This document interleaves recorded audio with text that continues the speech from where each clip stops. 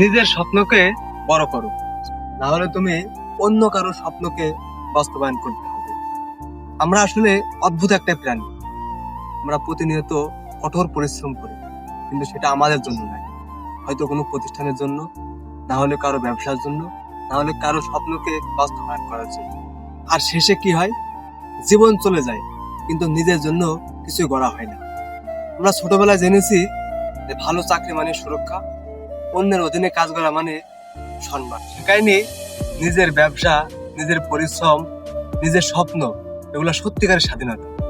আমাদের মধ্যে অনেকে আছে যারা নিজের জীবনটা শুরু করতে চেয়েছিল অন্যভাবে, কিন্তু ভয় পেয়ে, পরিবারের চাপে, সমাজের কটু কথায় অথবা চাকরি পেয়েছে, এই কারণে তারা থেমে গেছে।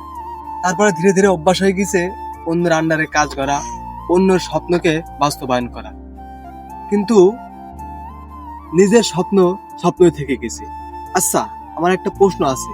আমরা যে প্রতিদিন সকালে উঠে কাজে যাচ্ছি অথবা কোনো প্রতিষ্ঠানে কাজ করতে যাচ্ছি, এতে আমার স্বপ্নটা কোথায়? আমার জীবনের লক্ষ্যটা কোথায়? আমার লক্ষ্যকে আমি আদৌ এগাচ্ছি, নাকি পরের লক্ষ্যকে বাস্তবায়ন করার জন্য আমি মাঠে নেমেছি?